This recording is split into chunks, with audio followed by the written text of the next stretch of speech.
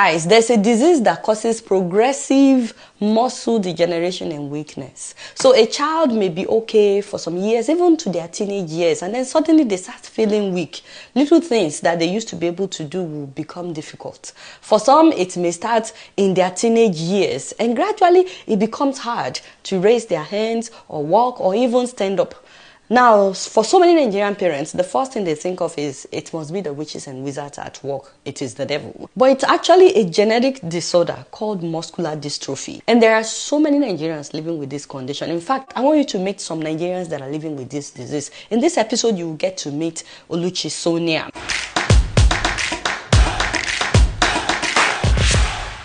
Living with muscular dystrophy, it's like an adult in a baby body. You can't function without the help of somebody. You will need someone to help you to walk, just move about.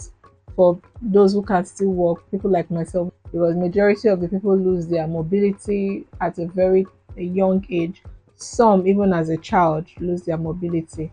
So for me, I'm still able to walk, but I will need to hold somebody to walk. Any little thing, I can lose my balance and fall down. You need help to wear your clothes, have your bath, even to turn on the bed when you're sleeping, you would need help. So you practically need help to do almost everything. One of the toughest challenge I face as a woman with muscular dystrophy has to be dealing with menstruation. Yes, that time of the month is usually very scary. It used to be very scary for me, when I would have to do it myself. Then I didn't have help.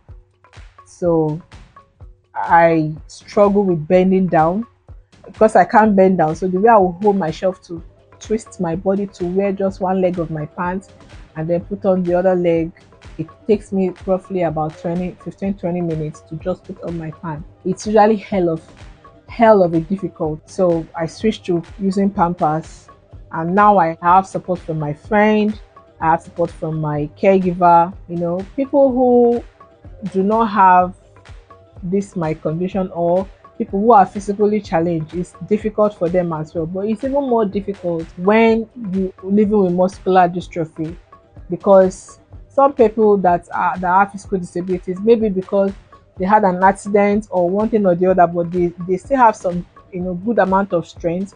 They can do things like carrying heavy things with their upper body. Their hands can still function well.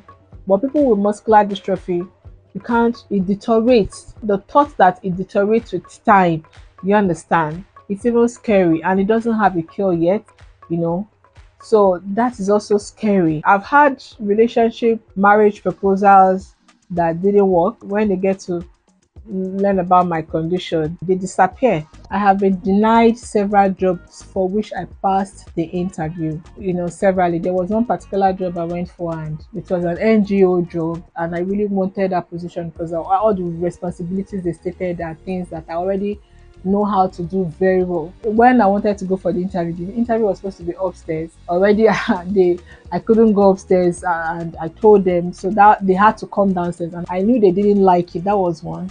Then also in the process of walking to the interview room, I fell down, and the staff members, they had to come to help me. So despite that, I was still able to, comport myself, answer the questions that I was asked. Well, I never got called back for that interview. So yes, that's the stigma. Some people think I am intentionally walking the way I do. There was a time I was walking with my elder brother, and a bike man came from behind. We didn't know, and he pushed me, and I fell down. My elder brother started running to catch up with him, but he couldn't. He rode off. So that's one of the stigma I have. The way people stare, they're trying to make me feel like the way I feel about the stare, as if I shouldn't even be in public, or I should just disappear into thin air, let nobody see me again. That's how I feel. People calling me names or making mockery of my walking step. When I was in secondary school, when this condition was still starting, my schoolmates nicknamed me Hot Stepper. People don't know about it. It looks so strange when they see somebody that looks normal walking in such a way. My family members, some of them were asking me if I did something in school that maybe somebody cursed me and I brought this upon myself.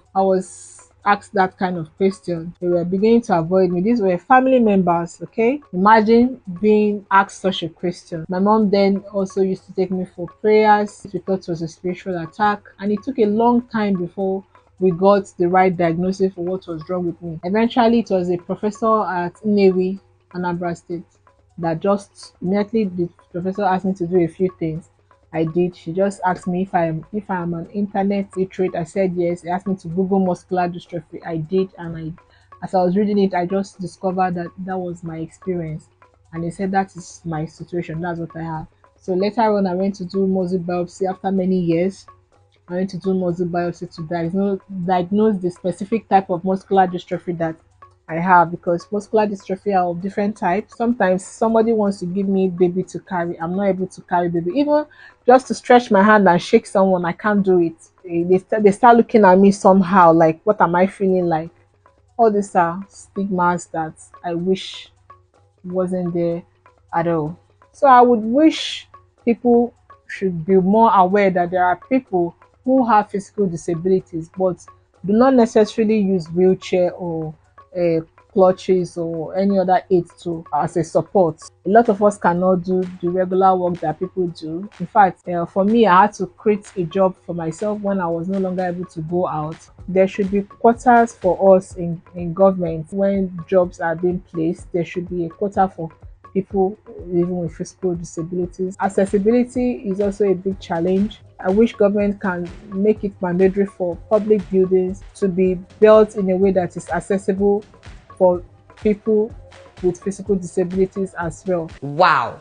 Guys, wow. In the next episode, guys, you will meet a Nigerian neurologist who educated us about what causes muscular dystrophy. Is it treatable? Could it have been prevented? And of course, you will meet a brother and a sister who are living with muscular dystrophy. Thanks to the Wole Soyinka Foundation for making it possible for us to do this series.